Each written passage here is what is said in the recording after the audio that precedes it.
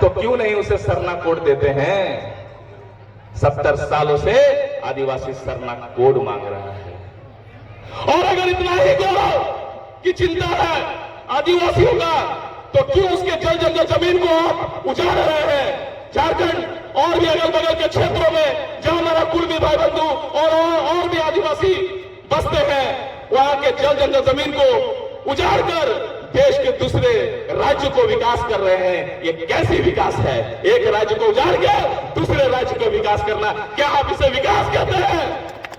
मैं अंतिम में अपने बातों को एक गाना के रूप में प्रस्तुत करना चाहता हूं, क्योंकि हमें जाना है यहां अधिकांश लोग बंगाली भाषा बोलते हैं। तो बांग्ला भाषी तुम्हें सुंदर गानटा लिखल है, कुर्मी घरे रामी छेला रे कुड़माली आमार भाषा रे, जो तो भागवा दुख कष्ट खूब खुले हासी, कुर्मी आदिवासी कुर्मी आदिवासी कुर्मी आदिवासी। यह बात कही के कुड़माली के साथ साथ कुछ हिंदी में भी रखेंगे, कुछ अंग्रेजी में भी रखेंगे, क्योंकि पूरा देश नहीं पूरा दुनिया को जानने की जरूरत है कि जिस देश जो कहा जाता है, हमारे प्रधानमंत्री कहते हैं बाहर में जाकर कि हम इस देश के सबसे बड़े दुनिया के लोकतांत्रिक देश के प्रधानमंत्री हैं और हमारा देश सबसे बड़ा लोकतांत्रिक देश है,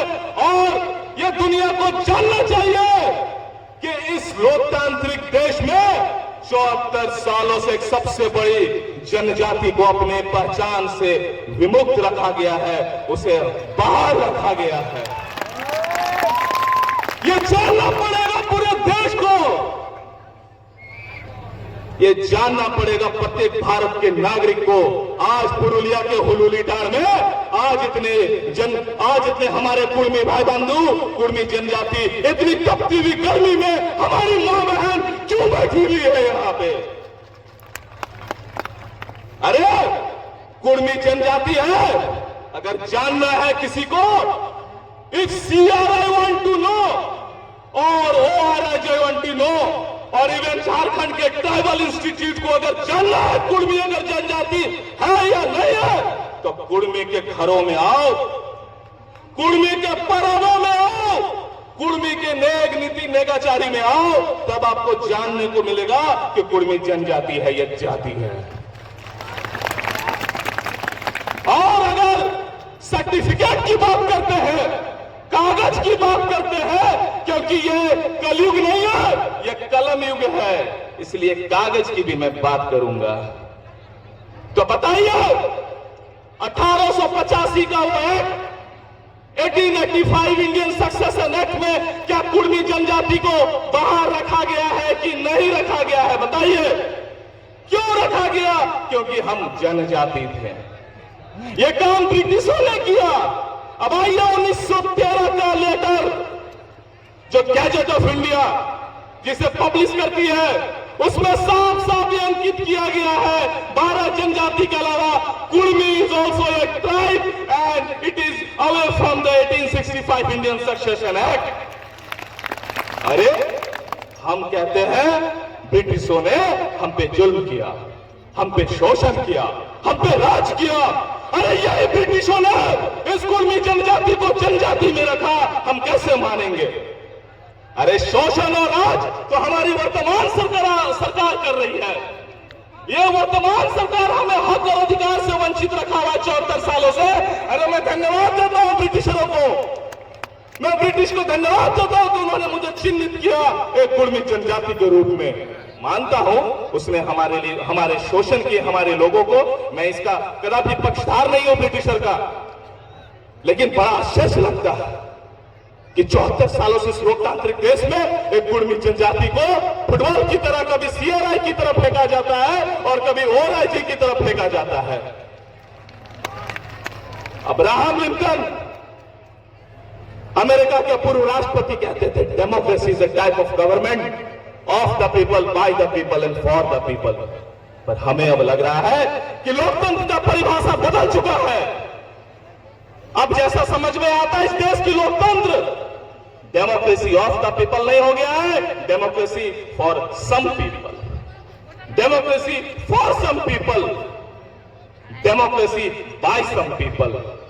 अगर ये लोकतंत्र होता तो इतने लोग क्यों बैठे रहते गर्मी में, बताइए? क्योंकि बाबा साहब अंबेडकर ने एक बात कहा था, लोकतंत्र कितना भी, संविधान कितना भी अच्छा क्यों ना हो, अगर उसके चलाने वाले लोग बेईमान होंगे तो वो संविधान कभी भी अच्छा साबित नहीं हो सकता है।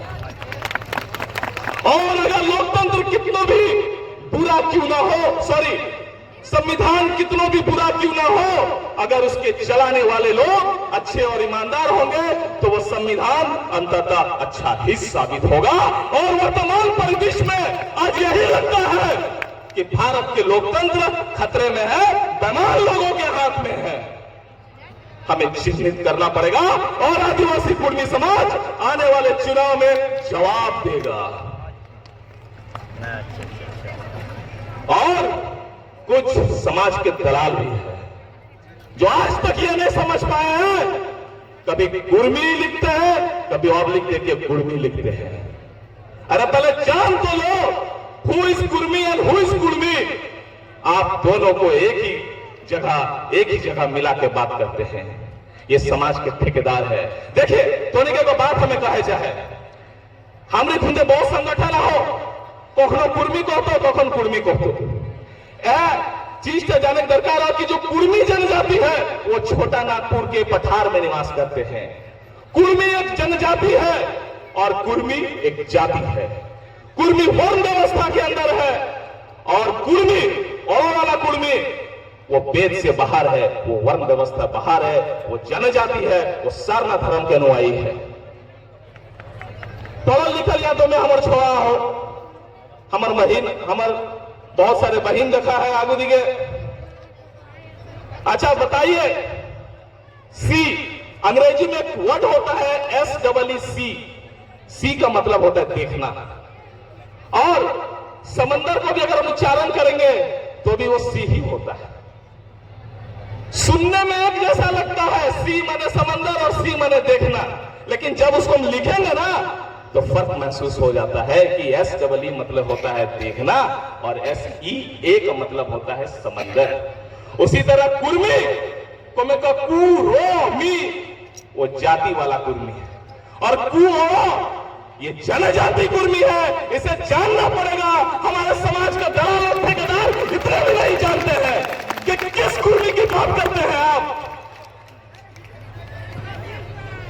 এখন भोलानाथ शिल्पी हमारे सामने कह लो शेख शिखर नागपुर, आजादी खड़गपुर। हाँ, आजादी से पहले हमारे यहाँ कुर्मी प्रदेश था, यह कुर्मी मुल्की था जिसका सीमाएं झारखंड के पारसनाथ से लेकर दक्षिण में मयूरभंज, उड़ीसा के मयूरभंज और पश्चिम में सरगुजा से लेकर बंगाल के मेदिनीपुर, ये हमारी स्वशासन व्यवस्था उस समय हुआ करती थी। अगर वर्तमान सरकार हमें अपना हक अधिकार नहीं देगा तो मैं मूल खुटी मूल मंत्र से आग्रह करूंगा कि हमारी स्वशासन व्यवस्था को पुनः मजबूत किया जाए और हम अपने समाज को आर्थिक, सामाजिक रूप से सशक्त बनाएंगे।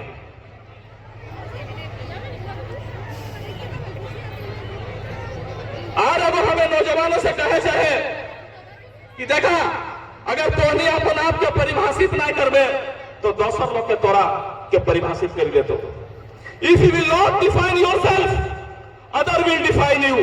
हम चारी गुरु संतोष कटियार